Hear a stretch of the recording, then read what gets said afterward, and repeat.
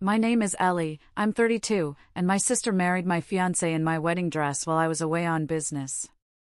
Before I tell you how I took over his family's company and left them with nothing but the consequences of their actions, let me know where you're watching from in the comments.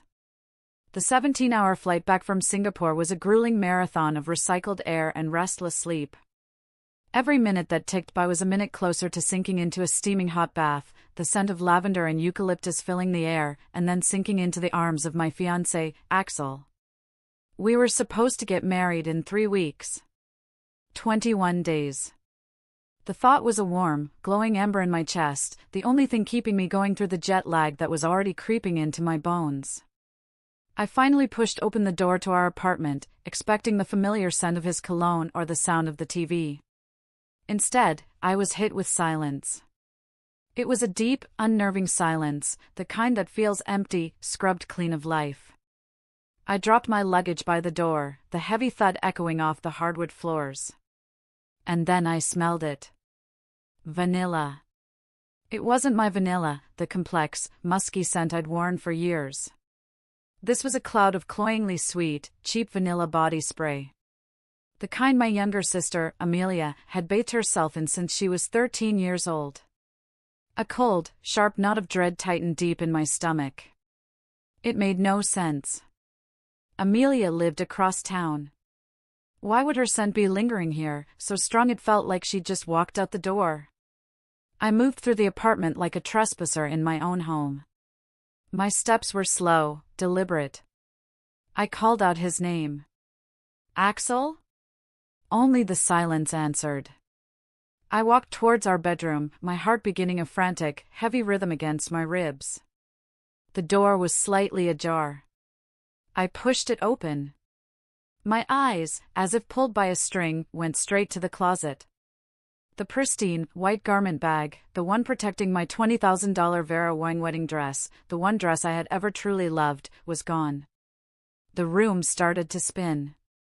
I fumbled for my phone, my hands shaking so badly I could barely unlock it. I dialed Axel. Straight to voicemail. His voice, cheerful and recorded, felt like a slap in the face. I called again. Voicemail. Panic, cold and sharp, began to claw its way up my throat. I dialed my best friend, Christine, my fingers feeling like clumsy sausages. She picked up on the very first ring, her voice tight and choked with an emotion I couldn't place. Ellie, oh God, Ellie, where are you? I'm home, I managed to say, my own voice sounding thin and distant, like it was coming from the end of a long tunnel. Christine, my dress is gone. The wedding dress is gone. A raw sob broke on the other end of the line. Ellie, you need to sit down. Please, just sit down. It's Amelia.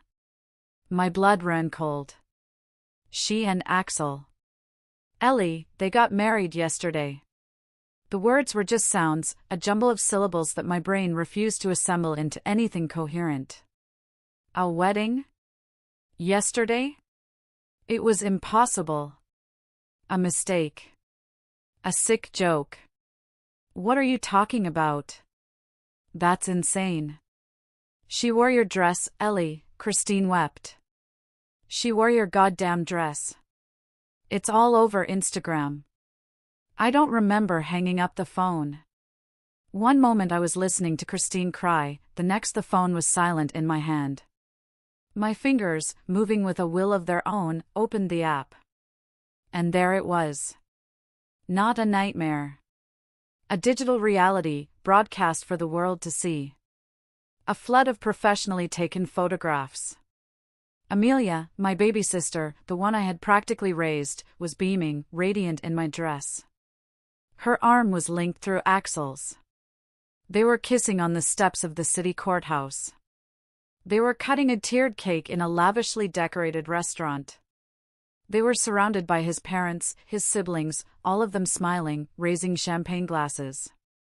And under the main photo, the one where they were locked in a passionate kiss, Amelia had written the caption that would detonate my entire world. When you know it's meant to be. Sorry sis, sometimes love can't wait. I didn't scream. I didn't throw my phone against the wall.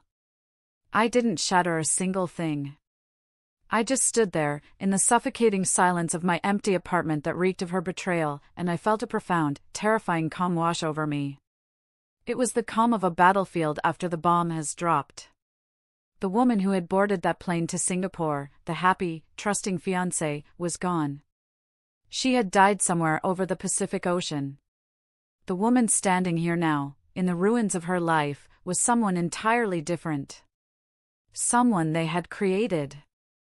That coldness, that chilling calm, it wasn't new. It was a shield I'd been forced to build my entire life, piece by painful piece, every time my family made it clear that I was the dependable one, and Amelia was the precious one. People see my success now, the marketing firm I built from nothing, the downtown apartment, the sharp suits, and they assume I was born with a roadmap to success. They don't see the detours, the roadblocks, the sacrifices. They don't see the countless nights I spent at the kitchen table, patiently explaining algebra to Amelia while my own university thesis sat neglected. They don't see the dream promotion I was offered 5 years ago, a chance to run our company's entire European division from London. I had my bags practically packed. But then came the tearful call from my mother. Amelia had been dumped by her flavor-of-the-month boyfriend and was an absolute wreck. The unspoken expectation hung heavy in the air. "You're the strong one, Ellie. Your sister needs you." I turned down the promotion. I stayed. A year later, Amelia was dating someone new and didn't even remember the name of the boy she'd been so devastated over.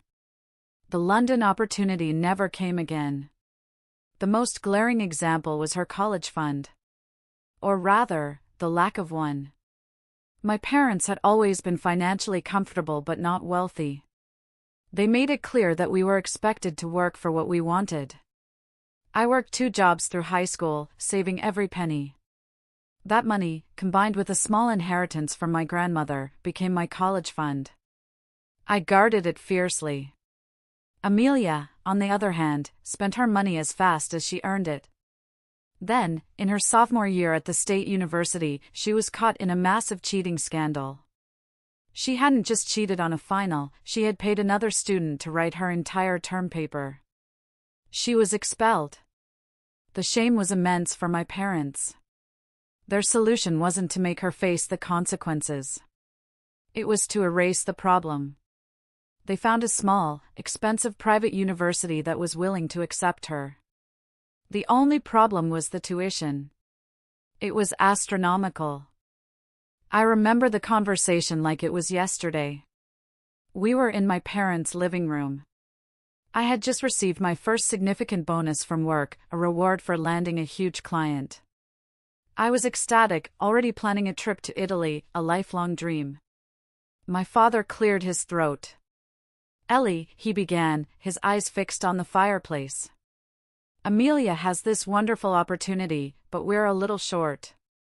I knew what was coming. I felt the familiar weight of responsibility settle on my shoulders. I ended up writing a check for the entire amount of my bonus, draining my savings account. My entire college fund, years of work and discipline, was gone in the stroke of a pen to pay for her mistake. "It's for the best," my mother had said, patting my hand with a relieved smile. "We have to protect her future." The question, but what about my past? What about the work I did, burned on my tongue, but I swallowed it. I always swallowed it. This time, though, I hadn't been completely blind. The ground had been trembling for months before the earthquake hit. About 2 months ago, I was working late in my home office. The door was open a crack, and I heard Axel in the hallway, his voice low and tense, the way it only got when he was talking about work. "I don't have it," he was saying, his voice tight with desperation. "The Q3 numbers are a disaster. We're looking at insolvency if I can't secure a massive cash injection.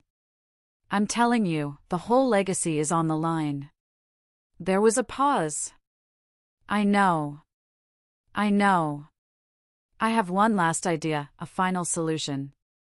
It's unconventional, it's risky as hell, but it's all I've got." He never said a word to me. My fiancé, the man I was supposed to be building a life with, was hiding the fact that his family's company, Harris Technologies, a business he was set to inherit, was circling the drain. That night, the first real seed of doubt was planted.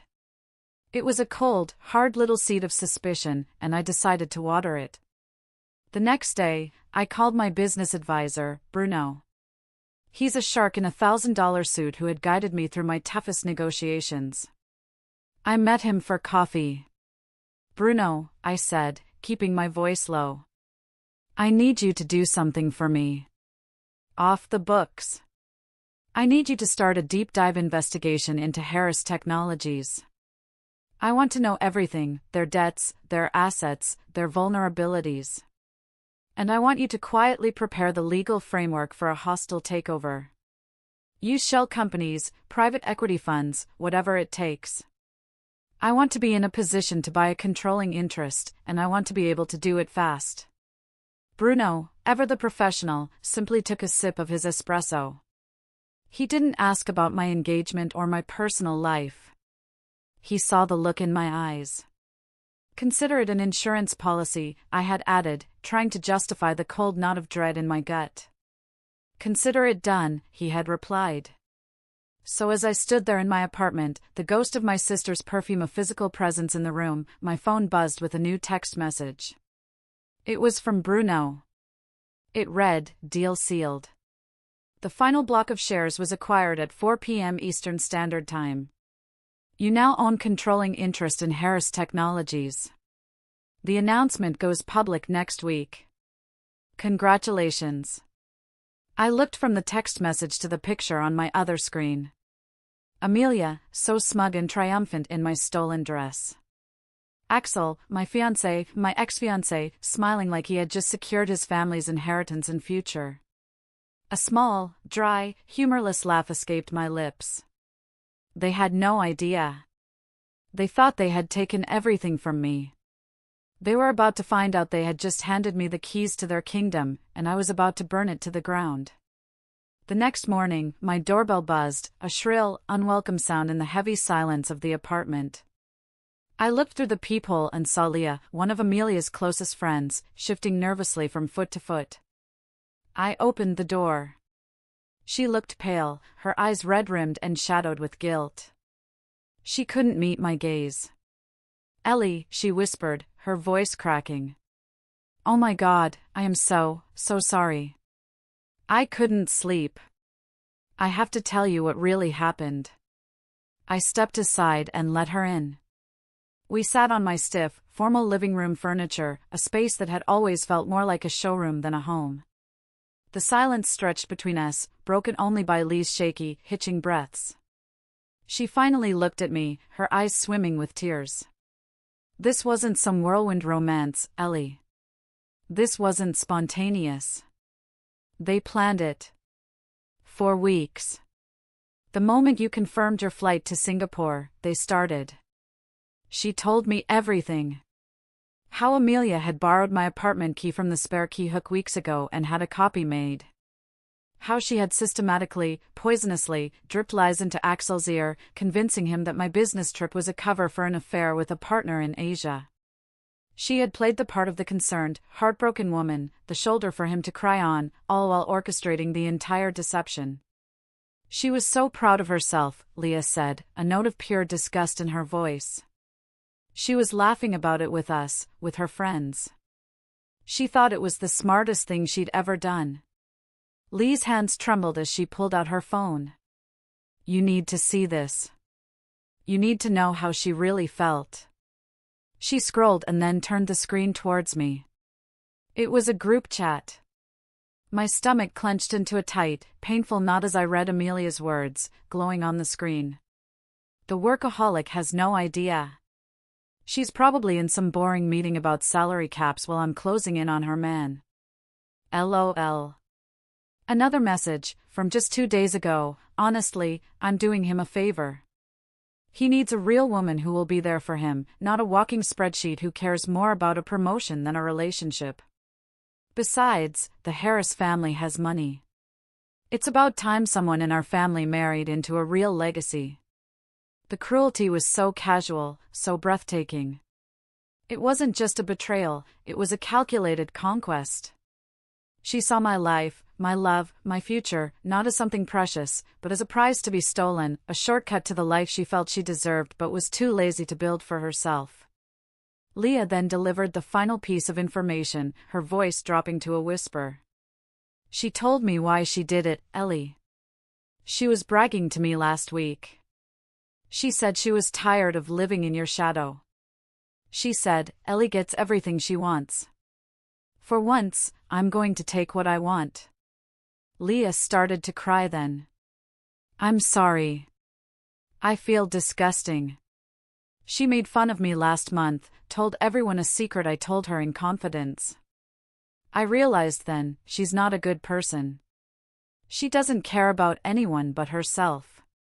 After Leah left, the apartment felt even emptier. My phone buzzed on the coffee table. A text from Amelia. Please don't hate me. We need to talk. I stared at the message, at the pathetic attempt to control the narrative. I deleted it without a reply. Hate was a hot, passionate emotion. What I was feeling was something far colder, far more dangerous. It was the icy calm of absolute clarity. I walked into my bathroom and gripped the edges of the marble countertop, staring at my reflection in the mirror. And for a single, solitary moment, the dam of my composure broke. I saw the tired, 32-year-old woman staring back at me, the dark circles of jet lag under her eyes, the faint lines of stress etched around her mouth.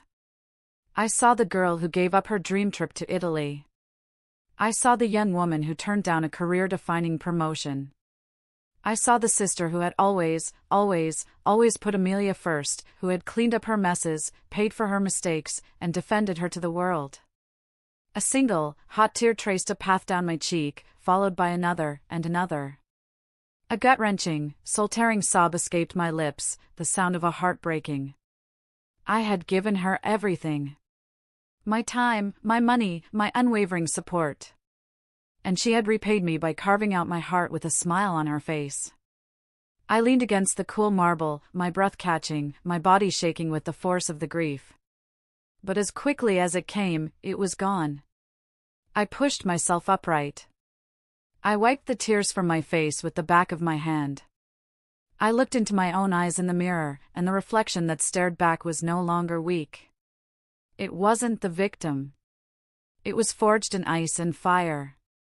I walked with purpose to my closet, pushing past the sensible business suits and the muted colors of my corporate life. I reached into the very back and pulled out a dress I had bought on a whim a year ago but had never had the courage or the occasion to wear. It was a sheath dress, cut to perfection, in a deep, shocking, blood red. It was the color of power. The color of rage. The color of a final warning. As I zipped it up, the cool fabric sliding against my skin, I wasn't just putting on a dress. I was putting on my armor. The storm wasn't coming for me anymore. I was the storm. LeBlanc was the kind of restaurant where wealth was whispered, not shouted. The clinking of glasses was muted, the lighting was low and intimate, and the air smelled of money and expensive perfume. I had made a reservation under a false name. When I walked in, the hostess led me towards the main dining area, and that's when a hush fell over a large, celebratory table in a private alcove. Every head turned. I saw the color drain from Axel's face, leaving it a pasty, sickly white. Amelia, sitting beside him in an elegant white cocktail dress, looked like she had seen a ghost. His parents, who had always treated me with a polite but cool distance, stared at me with open-mouthed shock. I glided towards their table, a serene, pleasant smile fixed on my face. My heart was hammering, but my steps were even and steady. Axel. Amelia. What a lovely surprise, I said, my voice as smooth as the silk of my dress. I just heard the wonderful news. I was in the neighborhood and knew I had to come and offer my congratulations in person. Axel scrambled to his feet, knocking his heavy chair back a few inches with a jarring scrape. Ellie, what are you doing here? He stammered, his eyes darting around nervously. Celebrating, of course, I said, letting my gaze drift over the entire table, meeting the eyes of his stunned family members one by one. In fact, I have a little celebration of my own to look forward to. Big things are happening over at Harris Technologies. You could say there's about to be a major change in management. A real shake-up. We should all have a drink to new beginnings, don't you think? I saw a flicker of pure, animal fear in Axel's eyes. He knew something was fundamentally wrong, but his mind couldn't grasp the scale of it yet. Amelia just stared, her perfectly painted lips slightly agape, speechless. I didn't linger. The seed of terror was planted. Now, I would let it grow. As I turned to leave, I paused by Axel's side. Under the cover of the table, I slipped the sleek, black business card of my corporate lawyer into his jacket pocket. You'll be needing this, I whispered, my voice a low murmur for his ears only. Trust me. Once you figure out what's really going on, you'll want to have a good lawyer on retainer. The kind that deals with more than just a messy divorce. The next day, I had a meeting that would pour gasoline on the fire I had just started. I met with Cameron, the external auditor, in his sterile, glass-walled office downtown. He was sharp, professional, and blessedly had no personal connection to the Harris family.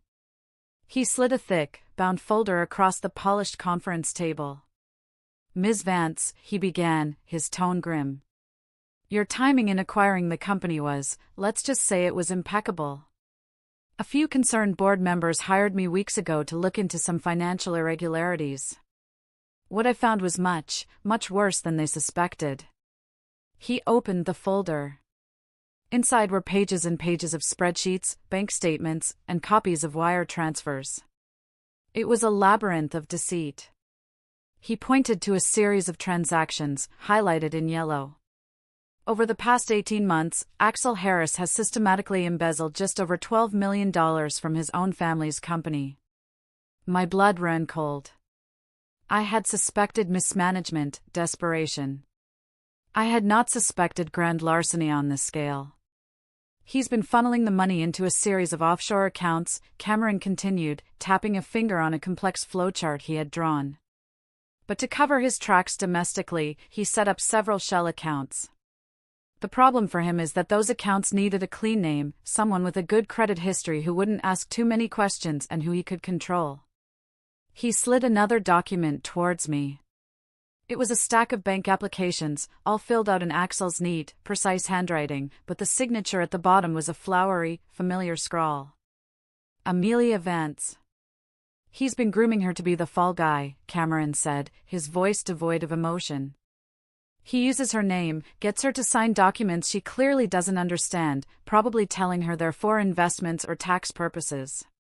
When the whole thing inevitably implodes, he plans to walk away, leaving her to face federal charges for fraud and money laundering.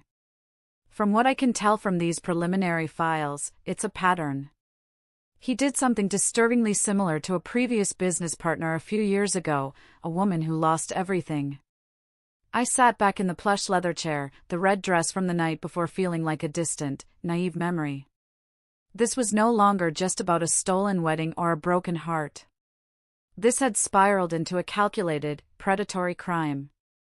Axel wasn't just a cheater, he was a monster in a bespoke suit. And he was about to use my own sister's greed and willful ignorance to destroy her life right after he was done destroying mine. My original plan for a simple, humiliating revenge suddenly felt small, inadequate. This required something more. This required complete and utter annihilation. I looked at Cameron. I'm going to call a board meeting, I said, my voice hard as steel. And I want you to be there. I called for an emergency meeting of the board of directors of Harris Technologies for the following Monday morning. My lawyer sent out the official notices. He also sent a special, legally binding invitation, delivered by courier, to one additional, non-board member guest, Ms. Amelia Vance. I wanted her in that room. I wanted her to see the man she had betrayed me for in his true colors. The boardroom was a chamber of quiet, suffocating power. The walls were paneled in dark, imposing wood, and a portrait of Axel's grandfather, the company founder, stared down at us with stern disapproval. Axel's father, a man who had always looked down on my new money ambition, sat at the head of the long, polished table. The other board members, all men in their 60s who had known Axel since he was a boy, were arranged along the sides. They looked at me, the unexpected guest, with a mixture of polite curiosity and blatant condescension. Axel sat to his father's right, attempting to project an aura of calm, bored confidence, but I could see the muscle twitching in his jaw, the sweat beading on his upper lip. And at the far end of the table, isolated and alone, sat Amelia. She looked small and terrified, clutching a designer purse I had bought her for her last birthday, her knuckles white. The meeting began with tense formalities. Then, I nodded to Cameron. He took the floor.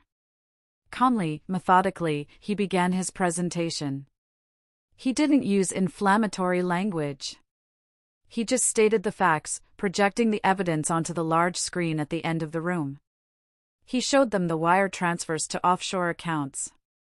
He showed them the forged invoices with fake vendor names. He showed them the timeline of the embezzlement, how the largest withdrawals coincided perfectly with Axel's lavish personal expenditures. With each slide, the air in the room grew colder, heavier. I watched Axel's father's face morph from disbelief to confusion, and finally to a mask of ashen-gray horror. He looked like he had aged 10 years in 10 minutes. When Cameron finished, a thick, heavy silence filled the room. All eyes turned to Axel. He stood up slowly, a masterful actor preparing for the performance of his life. He feigned shock, then a deep, wounded heartbreak. I had no idea, he stammered, his voice thick with manufactured emotion. He raised a trembling hand and pointed a finger down the long table at my sister. It was her. It was all her. He spun a breathtakingly convincing tale. He painted a picture of a manipulative, social climbing woman who had seduced him, wormed her way into his trust, and then, using her feminine wiles, had systematically bled his company dry. I loved her, he said, his eyes welling up with crocodile tears as he looked directly at Amelia. I was blind. I wanted to give her the world. And she used me. She planned this whole thing, even the wedding, just to get closer to the company's finances. She's a predator. The board was stunned into silence. Amelia looked like she had been physically slapped, her face pale with shock. For a fleeting moment, he was so convincing that I almost believed him myself. But it was my turn. An interesting and very creative story, Axel, I said, my voice cutting through the tense silence like a shard of glass. On cue, my lawyer, who had been sitting quietly in the corner, stood up and placed a thick, professionally bound document in front of each board member. But it's just that, I continued, rising from my chair. A story. I walked slowly to the head of the table, my heels clicking softly on the marble floor. I stood opposite Axel's father. You see, gentlemen, while Axel was busy planning a wedding with my sister, I was busy with a little acquisition of my own. I had become concerned about the company's financial direction under his leadership. I let that statement hang in the air, letting the implications sink in. As of 4 o'clock in the afternoon last Friday, I continued, my voice steady and clear, my gaze sweeping across the stunned faces, through a series of private investment firms and shell companies, acquired a 51% controlling interest in Harris Technologies. I paused, looking directly at Axel, whose face had gone from pale to a ghastly shade of green. Which means, gentlemen, that this is now my company. And my first order of business as the majority shareholder. I let the silence stretch, savoring the moment of his dawning comprehension. Is to address this catastrophic failure of leadership. Silence. Absolute, deafening, beautiful silence. You could have heard a pin drop on the thick, expensive carpet. Axel's father stared at me, his mouth opening and closing silently, like a fish out of water. Axel himself looked like he had been struck by lightning. I believe we have a motion on the floor, my lawyer said smoothly into the void. A vote to remove Axel Harris from his position as CEO and from the board of directors, effective immediately, pending a full criminal investigation. One by one, the hands went up. The board members, desperate to distance themselves from the impending scandal, raised their hands quickly. Finally, even Axel's father, seeing the complete and utter ruin of his son and desperate to salvage the family name, raised a shaky, defeated hand. It was unanimous. Axel let out a strangled, inhuman cry of rage and disbelief. He lunged across the heavy table, not at me, but at Cameron, the man who had calmly presented the facts that had destroyed him. Security was on him in a second, two large men in suits hauling him backwards as he screamed threats and incoherent accusations. As they dragged him from the room, his father looked at me, a broken man. "The company, my father's legacy," he whispered. "The company is in good hands," I said coolly. "The board has also voted to appoint me as interim CEO and chairwoman. We have a lot of work to do to clean up this mess." I looked down the long table at my sister. She was staring at her hands, tears silently streaming down her face, dripping onto the designer purse I had bought her. She hadn't just been betrayed by the man she'd stolen. She had just realized, in the most public and humiliating way possible, that she was nothing more than a disposable pawn in a game she didn't even know she was playing.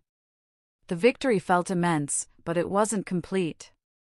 The real fight, I realized, was just beginning. The days following the boardroom coup were a chaotic blur of meetings with lawyers, accountants, and public relations experts, all focused on damage control. But Axel wasn't the type to disappear quietly. He couldn't attack me financially or professionally anymore, so he resorted to a campaign of psychological warfare. It began with a series of emails from anonymous accounts, filled with vague but unsettling threats. "You'll get what's coming to you," one read. "Watch your back," said another. Then he started appearing. I'd be leaving my office late at night and see his car parked down the street, pulling away as I emerged. I'd catch a glimpse of him across a crowded restaurant, a dark figure in the shadows, who would melt away when I looked again. He never did anything overtly threatening, just made sure I saw him. It was his way of telling me he was still there, a predator circling its prey, and it worked. My nerves were frayed. I hired a 24/7 security detail, a quiet man named Frank who was a constant, reassuring presence. The real turning point, however, came from the one person I least expected it from, Amelia. She called me late one night, her voice a frantic, terrified whisper. "I need to see you. Please, Ellie. I'm scared." She came to my office, not my apartment. The building was empty except for the cleaning crew and my security. She looked like a ghost of her former self. The smug confidence was gone, replaced by a raw, animalistic fear. Her designer clothes hung off her frame, and her eyes were wide and haunted. "He's going to pin it all on me, isn't he?" she said, her hands trembling so hard she could barely hold her purse. "The bank accounts, the money. I'm going to go to prison." "Yes," I said simply. There was no point in sugarcoating the truth. That was always his plan. She collapsed into a chair, her body racked with sobs. She told me that after the board meeting, she had confronted him in a screaming match. He had dropped the charming, heartbroken act entirely. He had laughed in her face, calling her a stupid, naive little fool who was too blinded by shiny things to see what was right in front of her. He admitted everything, confident that she was too scared and too deeply complicit to do anything about it. He told her in cold, excruciating detail how he had planned to use her from the very beginning, how her own greed and jealousy of me had made her the perfect, willing scapegoat. "He thinks I'm still on his side," she whispered, looking up at me, her eyes filled with a desperate, burgeoning rage that I recognized. It was the same fire I had felt in myself. "He thinks I'm too stupid to do anything but cry and wait for him to save me. He just called me. He wants to see me tonight. He said we need to get our stories straight for when the police inevitably come asking questions." I understood immediately what she was suggesting. A cold, calculated risk. "Can you do it?" I asked, my voice low and steady. "Can you face him and not break?" She nodded, a single tear of pure fury rolling down her cheek. He took everything from you, Ellie. But he was going to take my entire future. I'm going to get it back. That night, Amelia went to Axel's hotel suite. She played the part of the terrified, broken-hearted girl he expected her to be. She cried. She told him she was scared. She begged him to tell her what to do, how to fix it. And Axel, blinded by his own arrogance and overconfidence, fell for it completely. Believing he was coaching his star witness, he laid out his entire criminal enterprise. He detailed the embezzlement scheme, he bragged about his previous scams, and he explained, step by step, exactly how he was going to manipulate the evidence to make sure she took the fall for everything. He was condescending, cruel, and utterly self-assured. And through it all, the simple voice recording app on her phone, hidden in her purse on the table between them, was silently, perfectly, capturing every single self-incriminating word. She walked out of that hotel with a confession that was more damning than any financial document or paper trail. She had just handed me the bullet for the kill shot. The annual City Business Gala was the glittering centerpiece of the corporate social calendar. It was also the venue I had chosen for my first major public address as the new head of Harris Technologies. I walked into the grand ballroom with Cameron by my side, not as a date, but as a trusted ally. The room was buzzing with gossip. Everyone knew about the hostile takeover, the boardroom drama, the scandal. They were vultures in tuxedos and evening gowns, circling, waiting for the drama to unfold. I saw Axel across the room. He'd managed to get a ticket through a friend. He was schmoozing with investors, a drink in his hand, trying desperately to salvage his reputation and control the narrative.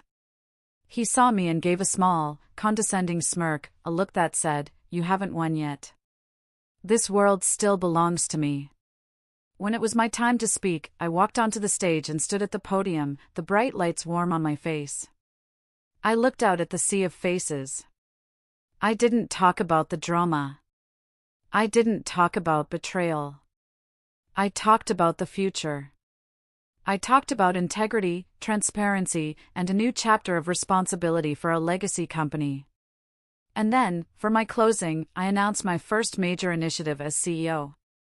Corporate greed and financial crime are not victimless, I said, my voice ringing with a conviction I had never felt before, projecting through the ballroom.